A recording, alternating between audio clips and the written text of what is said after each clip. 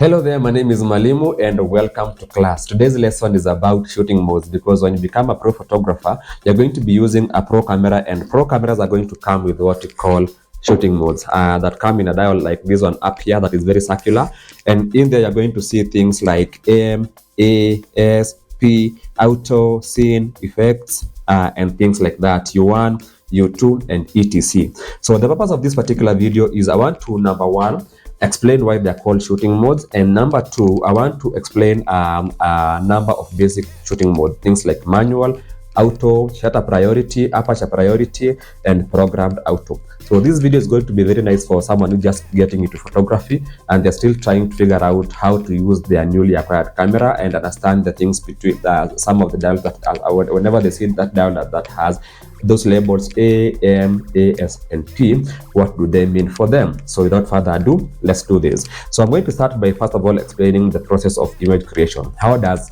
the photo get created with camera? So whenever you take a photo like that, three things are happening in very quick succession, almost at the same time. Number one, in the lens here, we have an opening that is going to let light get into the camera. Okay, so that opening has a size, and that the size of that opening is what we call the aperture or the f-stop. So when you hear me say this is an f4 lens, that f4 is the size of the aperture, the maximum size of the aperture of this particular lens. Okay, so when the lens brings in the light, there's going to be a barrier in between the light that is coming in from the lens and the sensor where that light is supposed to be recorded. Okay, so the purpose of this barrier is to make sure that light only gets to the sensor when you're taking the photo and not all through. Okay, so this sensor is this barrier is going to be closed, but when you take a photo, it is going to open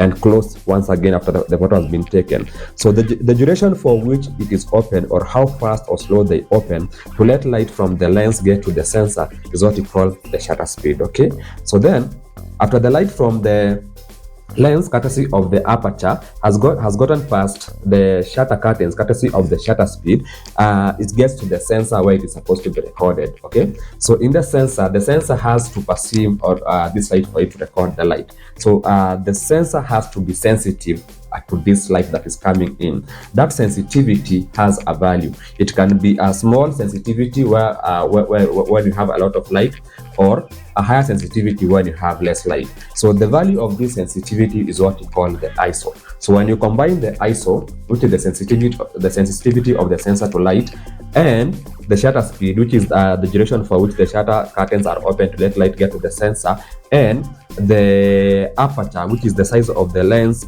letting in the light to the sensor, you get what you call an exposure, or an exposure triangle.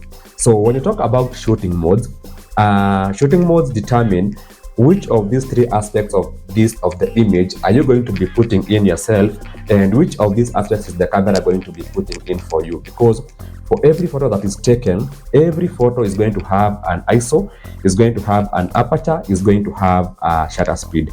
Every photo taken is going to have those three things. Okay, so when we ask ourselves, as I'm going to take this particular photo, who is going to set the ISO for me? Is it me or the camera? Who is going to set the shutter speed for me? Is it me or the camera? Who is going to set the aperture for me? Is it me or the camera? So the response to that set of questions determines which shooting mode we are using. Okay, so if the camera is going to be inputting all the values for us, whereby the camera is going to input, give the image, the image ISO, give the shutter speed, and give the aperture, we are going to be shooting in full automatic mode. Okay, so I'm going to go to my board here, and I'm going to, the things that the camera is going to be doing, I'm going to be ticking in blue. So in full automatic mode, the camera is going to set your aperture, the camera is going to set your shutter speed, and the camera is going to set your ISO. So this means that for you as the photographer, you're not going to be setting anything when you're shooting fully automatic. So the photographer is in red. So for whenever you're shooting fully auto, the photographer does not get to input any aspect of the image. The camera itself is going to pick the ISO, pick the shutter speed, and pick the aperture for the image taken, and then you're going to be shooting in full auto mode. So whereby you have said the camera is in charge of all the settings. So then the opposite is what you call shooting manual. The opposite is I am in charge as the photographer. I'm in charge of the ISO I am using. I am in charge of the shutter speed, and I am in charge of the f-stop. That means that I give the value that I want to each of these parameters, and not the camera is not taking any part in making this decision. So I put in the ISO myself, I put in the aperture myself, and I put in the shutter speed myself.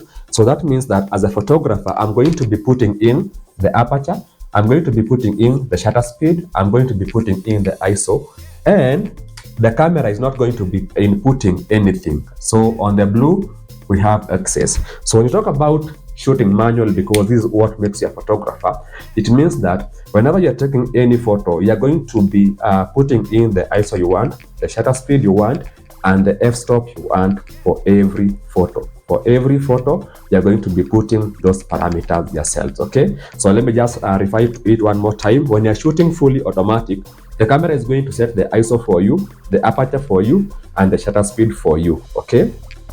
Then, when you're shooting fully manual, you are going to put the ISO yourself, you're going to put the shutter speed yourself, and you're going to select your aperture yourselves, okay? Then in between shooting fully manual and shooting fully automatic, there's what we call semi-automatic modes. So the difference between semi-automatic modes and the other modes is when you're shooting fully auto, the camera is in charge of all the parameters. When you're shooting fully manual, you are in charge of all the parameters. But when you're shooting semi-automatically, the camera is going to be in charge of some parameters, and you're going to be in charge of the other. And that's why you have modes like aperture priority and shutter priority. So like the name suggests, when you're shooting aperture priority, as the photographer, you are in charge of the aperture.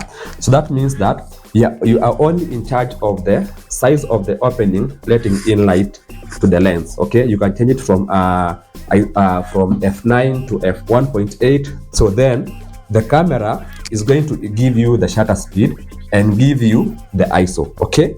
Then the other semi-automatic mode is shutter priority mode, or what is initial as S in Nikon cameras. And now in shutter priority mode, the photographer is going to be in charge of the shutter speed.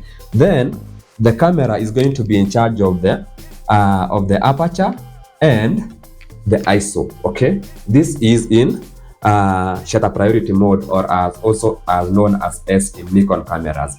So then the last semi-automatic mode we have is programmed auto. And in programmed auto, for Nikon cameras, the photographer is going to be in charge of ISO. Then the camera is going to be in charge of the shutter speed and the aperture. So like I said, in program auto, the photographer is in charge of the ISO. In shutter priority, the photographer is in charge of the shutter speed. In aperture priority, the photographer is in charge of the aperture or the f-stop. Then in manual mode, the photographer is in charge of the ISO, the shutter speed, and the aperture, the three of them. And in full auto mode, the camera is in charge of the aperture, the shutter speed, and the ISO, and the photographer is in charge of nothing apart from just pressing the shutter button.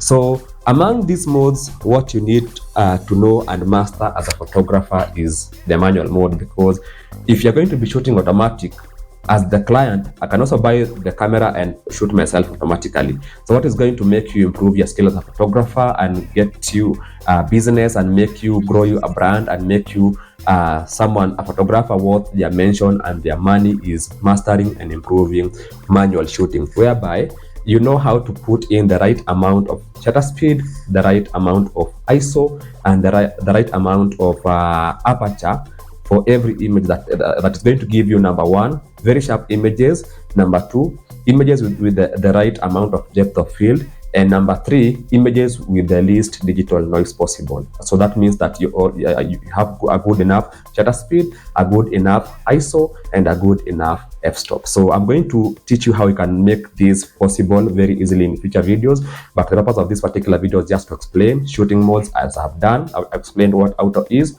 what manual is and what semi-automatic shooting modes like aperture priority and shutter priority, aperture priority are, and see you guys in the next one. My name is Mwalimu. I am out.